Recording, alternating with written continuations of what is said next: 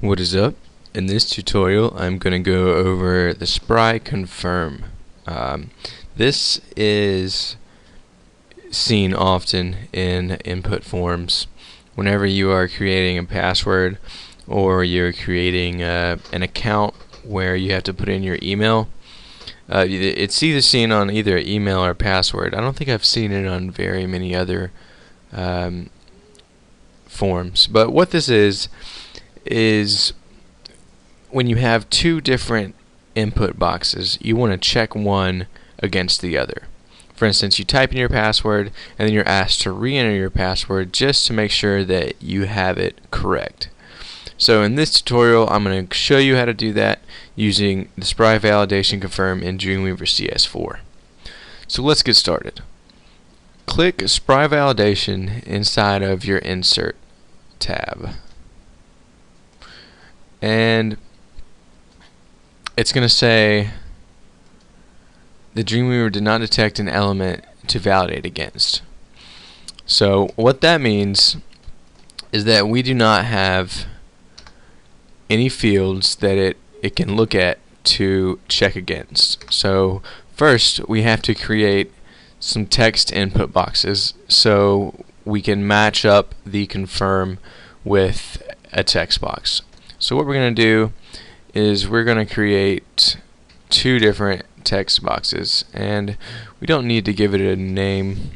We do need to give it an ID. So I'm going to say ID is confirm, and I'm going to copy that up here, and here I'm going to say ID is password, and I'm going to change this type to password. There we go. I'm also going to add a break tag in there so we can break them up a little bit. There we go. Alright, there we go. We have two different text fields. And so now that we have our original text password field and our confirm password field, now we can go in and we can click on spry validation confirm, and I'm just going to give it an ID of confirm. I'm going to leave a label blank. Alright, I'm going to go up here, and it's still doing the same thing I was doing in the last tutorial. For some reason Dreamweaver does not like to show the properties as soon as I click inside of that span. So I'm going to click on page properties right here and say OK. And now we can see that we have a few options here. Of course we're going to leave the required checked because we want to check our passwords against each other. And you can see that we can either validate against the password or we can validate against the confirm. And what that's saying is, since we created an ID of confirm and an ID of password, it's going to check one or the other. And in this instance we would like to check against password because that is the first one. So let's check this out inside of the browser.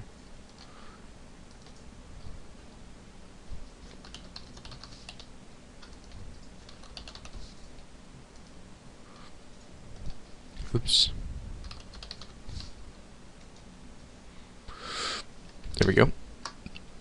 So I'm going to go back here and I'm going to get rid of this because we do not need this guy since it created it for us. We only needed to create one text field originally. So I'm going to run this again and talk you through exactly what's going on. So I'm going to type in a password in the first one, and then I'm going to type in the exact same thing in the second one. And as you can see, since I typed in the exact same thing, it validated it and it allowed it to be submitted. And so I'm going to do the same thing, except the next in the confirm box I'm going to type something that is not what I typed before. And you can see that it's telling us the values don't match.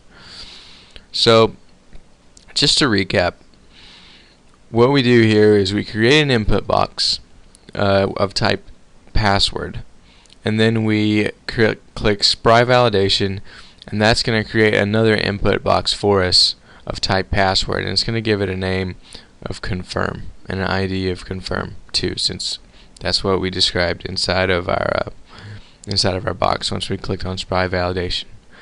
And it created all of this for us, and basically all we had to do was just click on spry validation confirm, and it created all of the logic for us to confirm that two password boxes or text boxes are the same thing. So in the next tutorial we're going to be going over the last spry validation, and that is the validation of radio groups. So make sure that you guys check that tutorial out, and don't forget to subscribe, and I will see you in the next tutorial.